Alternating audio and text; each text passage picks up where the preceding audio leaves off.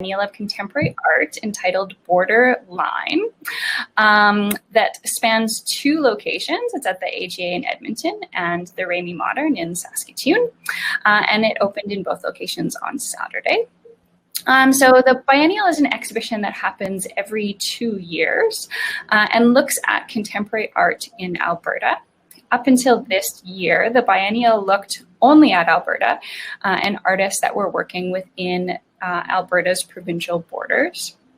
This year, rather than looking at that strict geographical boundary, the Biennial instead focused on the territorial borders of the numbered treaty regions 4, 6, 7, 8, and 10, to also open a conceptual conversation around borders, how they manifest within our lives, which are prioritized, and what it means to cross them, to challenge them, or to be in proximity to them. The Art Gallery of Alberta is situated on Treaty 6, as is our partner institution, Rémy Modern. We are also in Edmonton and on the traditional land and meeting place of diverse Indigenous peoples, including the Cree, Blackfoot, Métis, Nakota Sioux, Iroquois, Dene, Inuit, and Ojibwe, Saulteaux, Anishinaabe. So just some quick sort of housekeeping things with our platform here. If you are joining us live, you should see somewhere on your screen a reconnect or rejoin button. So if you're ever having any kind of technical or connectivity issues, you can just click that and it should clear up any problems that you're having. We also have a chat function. So there is Sophia, who's helping us out on our kind of tech things today. She's going to be monitoring that chat and she's going to be answering all of your questions as best she can. But if there's anything that she doesn't know the answer to or can't fully answer, we will follow up afterwards with more extensive answers to any of those questions. So feel free to use that chat function throughout our conversation here. So April is a visual artist living in Treaty 6 territory in Edmonton, Alberta. Her father's grandparents were early settlers of what is now farmland in the Battlefords area of Saskatchewan, which is also Treaty 6, which is how she came to live as a 3rd-generation settler on Treaty 6 lands. April maintains an active studio practice of all things print media. She's also an arts and culture administrator, advocate, and teacher. With formal training in photographic technology and printmaking, her work is often constructed of lens-based work with language fragments. In 2012, she was granted a Master of Fine Arts degree from NSCAD in Halifax. And in 2016, she was awarded a public art commission from the Edmonton Arts Council and was awarded the Edmonton Artist Trust Fund Award in 2018. She's also the executive director of the Society of Northern Alberta Print Artists, or SNAP, which is a nonprofit artist-run center also here in Edmonton. So April was selected by the curatorial team, which is made up by myself, Francesca Ebert-Spence, Felicia Gay, and Sandra Fraser, for her super exciting proposal for a piece that would include wrapping plants in plastic and looks at our contemporary relationship with plants, primarily houseplants, and unpacks our separateness from nature. So April, for those who haven't had a chance to maybe see the exhibition, would you maybe describe the work a little bit for us? And maybe Sophia can pull up an image that we have of it. Sure. Thanks, Lindsay. So the piece in the Biennial is titled I Inhale, You Exhale. And I started thinking about the houseplant and was sort of first introduced to this process of vacuum forming, which we'll get more into, while I was on residency at the Banff Center in the summer of 2018. So the work included in the Biennial I've been thinking about how to show this work and different iterations of it for a few years now. And so working with the curatorial team, we came to this like final installation of a large gradient on the wall. It's 102 inches high by 140 inches wide, and then 15 fully sealed forms, plastic forms with houseplants. I've houseplants in them, then hung in a grid on the wall. And then there are 2 light fixtures which have grow lights in them that are on timers, ensuring that the plants get some UV light throughout the day each day. And so, Ibro, you are a printmaker. And this work is maybe a little bit of a departure from other work that you've done. So can you maybe share a little bit about how you came to this work and how you kind of situate it within the rest of your practice? Mm-hmm. Yeah, this is a good question. I think I'm still thinking through this, or I've lots of folks have connected with me as I've been making this work, and I am constantly relaying to them how uncomfortable it makes me.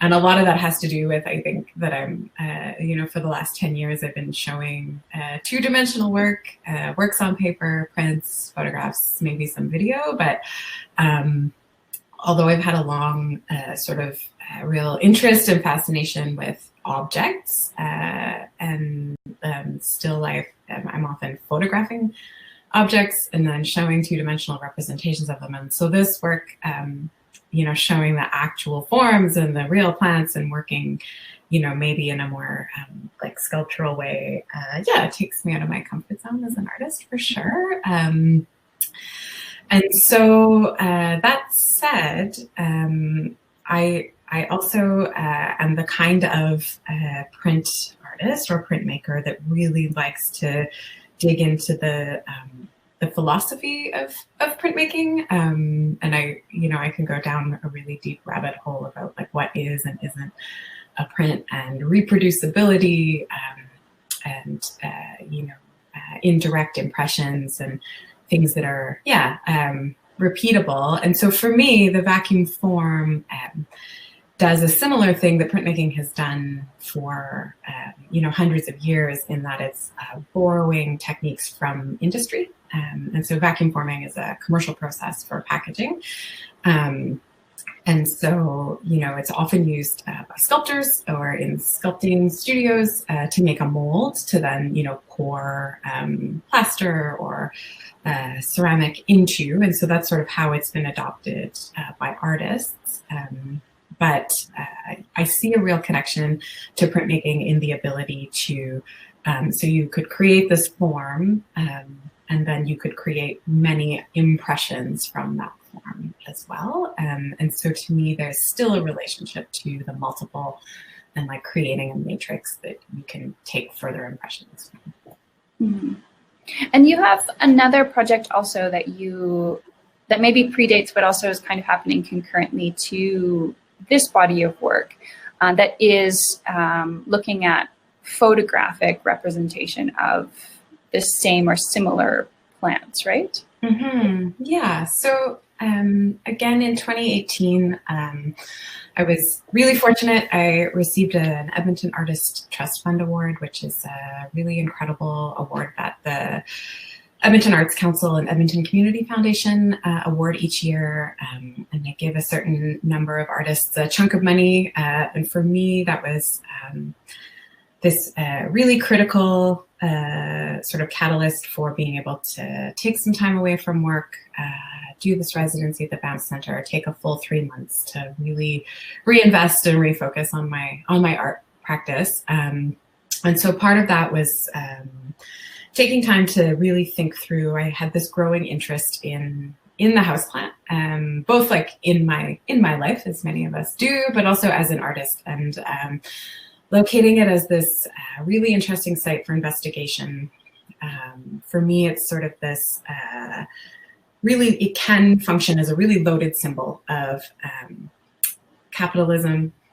It sort of situates our relationship to the natural world as a consumer. You know, we go out and we shop and we buy houseplants. It has, of course, all kinds of colonial history built into it of, you know, going to other places and then taking resources and bringing them back. The houseplant has a really interesting history in the Victorian era. And so I was thinking about the houseplant in that way, but then also thinking about it in a contemporary context as this real site of our ability to extend care. And that's what, for me, that's what learning about plants and gardening and, you know, learning how to propagate plants from clippings as this kind of counter narrative to, the multiple, and this idea that there is abundance and there is enough for sharing and there is enough for everyone. And so for me, the houseplant is this complicated symbol that can connect to all of these branching ideas. And for me, learning how to care for plants didn't come naturally. I really had to learn to do it. And because it's this relationship that exists, you know, outside of language, and the little tag that you get with your houseplant doesn't often give you quite enough instructions to really know what it really means. It also has to become a relationship of observation, of taking the time to pay attention to maybe what this living thing that you've committed to caring for needs, and then paying greater attention to the conditions that it's trying to survive or thrive in. Mm-hmm. And so I am sort of thinking through the houseplant and the clipping in other work that happens photographically or in print media, and playing with some stop motion animation as well. Mm-hmm. That's so interesting. Like when you were talking, then I was thinking of like how clear of a line the work kind of draws between this sort of like Victorian idea of like putting a plant or like a specimen underneath this like glass enclosure, and like what a clear line your work then draws also to like contemporary like commercial plastic packaging, just something that I think is super interesting with the piece. So in the work there are kind of these three elements. So we've got the plastic forms, the plants, and the gradient. And so I was hoping that maybe you can kind of like dissect each of these elements a little bit. And so I'm wondering if you can share a little bit more about the plants themselves. Maybe just starting with how you came across the plants that are in the work. Are they plants that you've propagated, or did you come across them in some other way?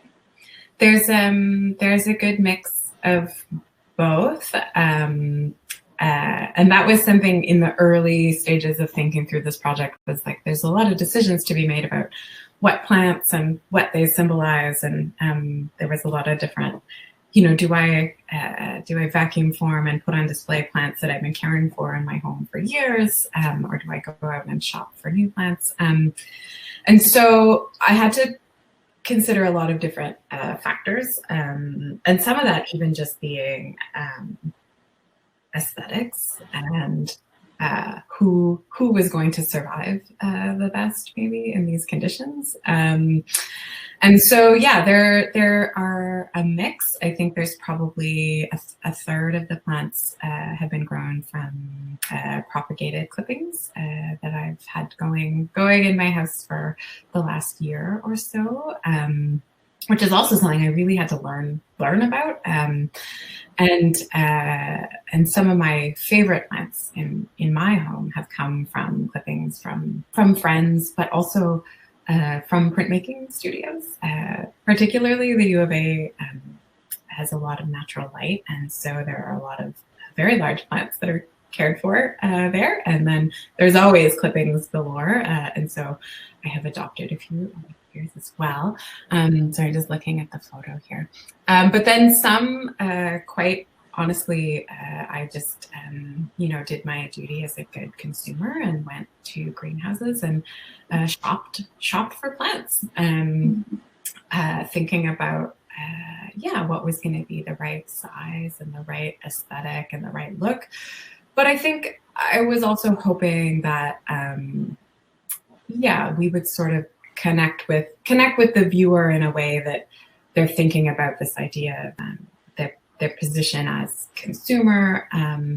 But also, it's also nice to just sort of like see a plant and be like, oh, I have a close relative of this plant at home that I care for also. So just thinking through a range, and also just learning about what the most popular types of houseplants are and why, like how that came to be. And a lot of it has to do with just years and years of learning about like ease of care, like what you're likely to have the most success with in an indoor environment. Mm-hmm. And so when you were shopping, did you select by kind of considerations of how long they were going to live? Are they primarily indoor plants? Are they kind of like naturally growing in this part of the world? Yeah, they are all indoor plants. There's a bit of a range between tropical and succulent varieties. They come from a lot of different locations around the world, which I find really interesting about our houseplants. They've just been grown to be sold as a product in a greenhouse. It took some time to think through what was going to be the right balance of,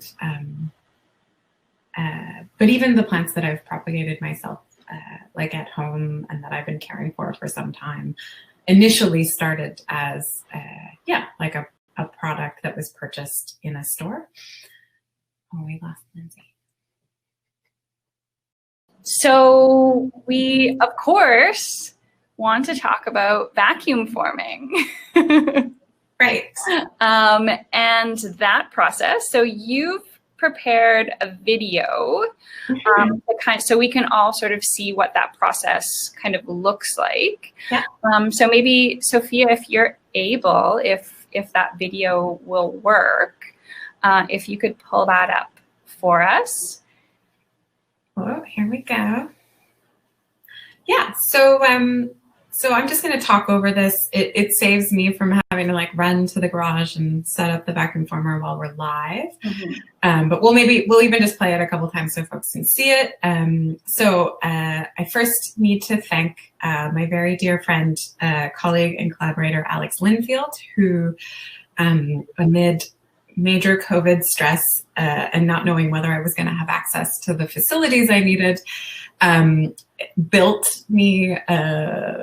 us a vacuum former, because Alex Linfield is a hero. So this is a very DIY at-home vacuum former. And so the process itself is pretty straightforward. You're taking a clear sheet of PETG plastic or PETG. That stands for, I had to write it down because I always forget, polyethylene terephthalate glycol. So it's a really it's a thermoplastic. It has great formability. It's used in consumer and commercial processes. It's the highly recyclable, whatever that means anymore. And it sort of has a crystal clear finish. And so the plastic sheet gets locked into a frame, and then you just sit for 9 minutes and watch it melt, which is quite nice to do over and over again. It's got that repeatability feeling of printmaking. And so once it has the right amount of slank, as we like to call it, it's a technical term, you then turn on a vacuum. And so the base that the plant is sitting on has hundreds of holes drilled into it, and then it's like a airtight chamber that a shop vac is then connected to. So you're melting plastic, and then you're turning on this vacuum, and then you just drop the sheet of plastic over whatever you want to create a form out of. And you can sort of see that happening repeatedly there.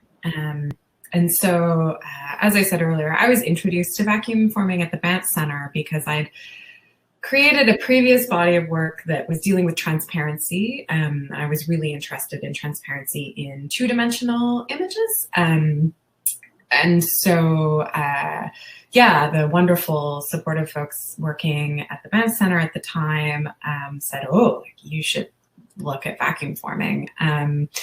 And because I was working with plants there, you know, I did a few tests and I was like, I think we have to vacuum form a plant just to see what happens. And this is what happens. And so, yeah, it's a pretty like, I've been referring to it as like a gesture because when you do it and when you see it done, like it always kind of feels a little bit like, it's a bit anxiety inducing.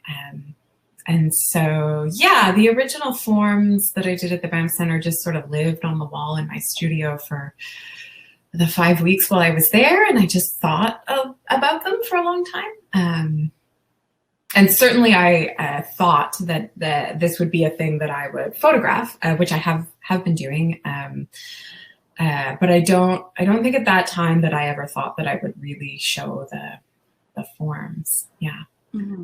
I don't think we need to play it again. I think it's okay. Unless, Lindsey, do you want to play it? No, that's great. And so, April, your original intention with the vacuum forming was just to make objects that you would then document. I think so. It really was not part of my plan. It was just this material thing that happens when you're in the studio and people are making recommendations based on your work and what you're interested in. Mm-hmm. And so, yeah, and certainly I have made images from the forms, and I am interested in continuing to document them that way, but those don't seem to have the same effect or impact on people as seeing an actual plant sort of like trapped in or protected by or stuck in the form in the room in real life. Yeah. Mm-hmm. Yeah. And I mean, there's definitely an emotional kind of side to it. And as you say, that comes across a little bit more when you are seeing the actual plant rather than a representation of the plant. But I wonder if you can talk a little bit about the sort of emotional side of things and maybe how you feel about encasing these plants in plastic. Yeah. Like, I think, you also talk a lot about care, and there was definitely, there's been a process of, raising, although some of them were purchased, you raised some of them from little plant babies. So maybe how do you feel about it, and how do you want your audience to feel about it? Yeah, good question. Yeah, it's certainly the most uncomfortable I've ever been making art. But I think that like has been a thing that's been provoking me, or like that I need to just like continue to pay attention to. And yeah, I've had a real range of reaction to the work as it's been developing in my studio.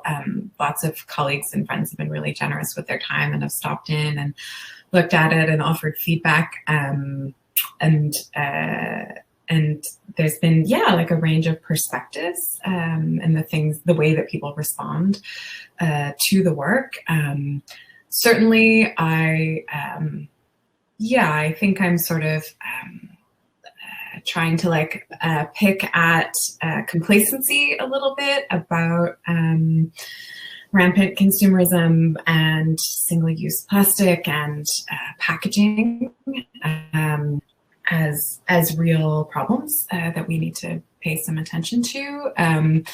But also, I think further than that, that's maybe like an easier surface read, but further than that, just thinking about our reciprocal relationship to the natural world, and the way that often late stage capitalism and colonialism positions us as separate from the natural world, and seeing ourselves as not a part of that system, when ultimately, we are a full part of this system, and a different way of looking at plants and looking at the outside world and thinking about, if I can extend this great care, to this potted houseplant in my home or in my office, how do I kind of take that care and extend it to the greater world as well? And so it is uncomfortable work, and also, I don't know how the plants are going to fare being kind of completely sealed. The first stage of forming drops a single sheet of plastic over the plant, and then the back is still open to oxygen, to breathing, or to CO2 rather, and to receiving water. And but the plants in the gallery, museums have constraints, and so they are completely sealed. And so different plants will respond differently to those conditions. And so there's a form behind me. I know you can't see it well. And so this was sort of part of multiple tests that we ran. There was lots of prototyping. And so that plant has been completely sealed in that form. It doesn't, there are no holes. It's not receiving water. And it has been fully encased in plastic for 2 months. And it is still very much alive, and in fact, making some new growth. So it went through a bit of a sad stage where it was quite stressed. And now there is certainly some new growth happening, and I've been documenting it daily to kind of report that change as well. So that makes me feel a little bit better, I guess, is what I'm trying to say. It's kind of sad work for sad times. Is how I feel about it. It is sad work for sad times, but it does have this very kind of glossy, optimistic look to it, and I think that comes through with the gradient that you've hung it on. It definitely has that sort of poppy feel to it, and I know that there are of course many considerations and many decisions in the piece, whether or not to use tropical plants, what types of plants, and things like that. And I think the background was also one of those considerations. And so maybe you could share just a little bit about how you came to this gradient background in the end, and what you hope it signifies. Yeah. I think there's a couple factors that led me to the gradient. Part of it for me is just this nice nod to printmaking and to my sort of foundations in printmaking. But further than that, I think I'm attempting to sort of represent a sunset, but a really synthetic or very simulated version. So sort of thinking about our contemporary conditions as a bit of a melancholy swan song. The sun is setting. Hopefully we're headed toward a revision of a better future. But I can also imagine a future where we're just sort of living simulated realities. And so it's a bit of a thinking about the synthetic versions or representations of the natural world and that sort of loss of experience, direct experience with it. Mm-hmm. So the entire installation, as you've kind of mentioned, is a little bit of an experiment, kind of related also to your plant that's just behind you there. Mm-hmm. And there are some knowns, but lots of unknowns, kind of inherent in the work. Mm-hmm. So what do you think will happen to the installation throughout the run of the exhibition? Because it's up until the first couple of days of January, so it does have quite a bit of a run. Mm-hmm. So what do you think, and what are you kind of expecting of the work over time?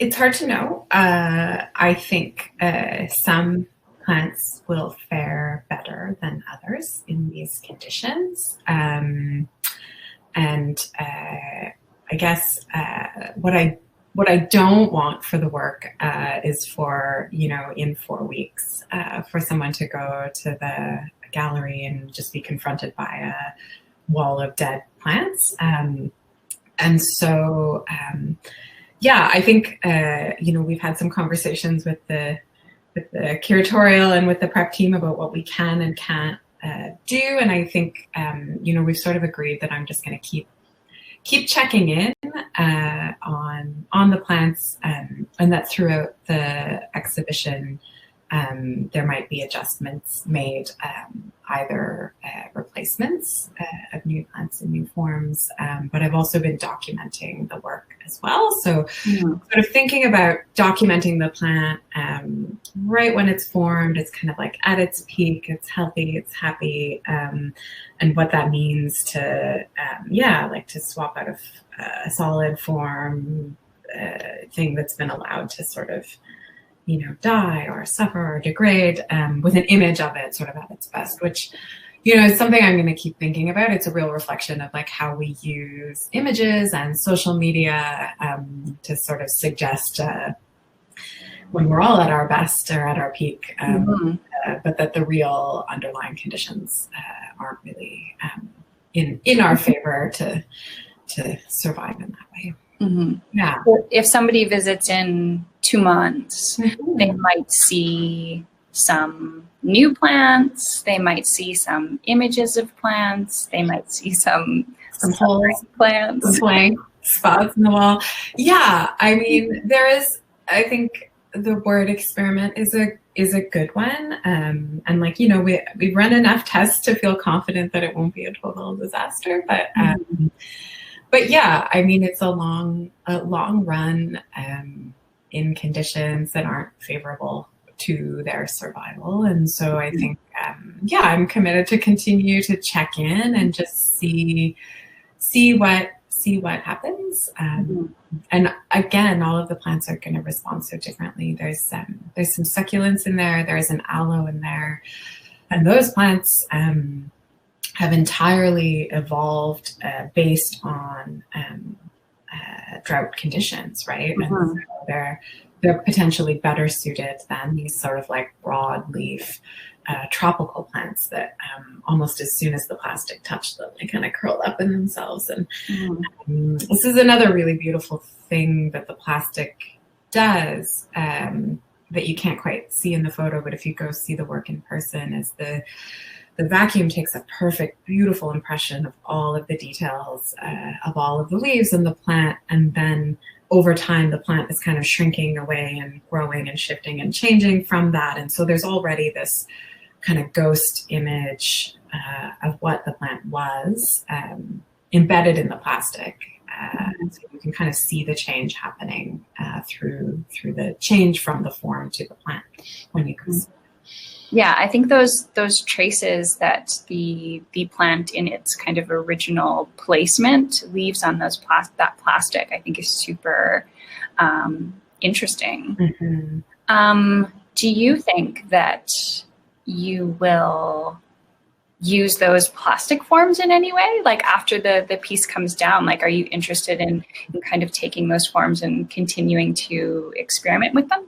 Yeah, sadly, I have a real heightened interest in the plastic now. Yeah, it's a real love-hate. Like, I would love to not be working with it. Yeah, so I don't know how well this is going to show up on my screen, but there's a form here that I had to release a friend from. And so, yeah, the detail, and you know, I like to think of this as a print, right? It's an impression from an object. And so, yeah, I'm already, you know, like my brain is already 2 years from now thinking about a new body of work that, is taking these impressions and thinking about them as an image or as a way to make an image or, yeah, certainly.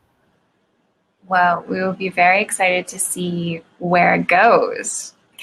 April, did you have any sort of last comments that you wanted to leave with sort of what you hope that viewers will take away from the work before we wrap up? I can't think of anything off the top of my head. When I visited the gallery on Sunday, there was a family in the gallery taking family portraits and selfies with the plants and the gradient in the background, which was really nice to witness. It was a really funny, nice moment. No, I mean, I've never thought of my work as like a selfie background, and now I do, which is great.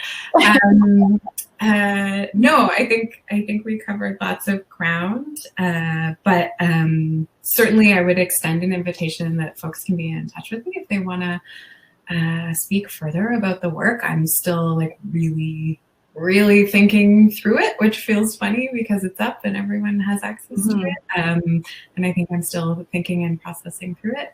So I'm happy to remain in conversation about it. Yeah, and I want to just take a moment to extend my thanks to the curators and also all of the other artists whose work is in the biennial. For me, the great benefit of these group shows is seeing your work in context with other artists working at the same time and trying to understand it sort of in a larger context. And so, of course, COVID restraints have meant that we haven't all been able to gather or to even meet each other. But yeah, I just wanted to extend gratitude to everyone else who's sharing in the biennial experience. Well, thank you. Yeah, and we'll hope to see lots of your work as an Instagram backdrop on the selfies. Please tag me so I can see them. All right. Thank you so much, April. Thank you, Lindsay. All right. Bye. Bye-bye.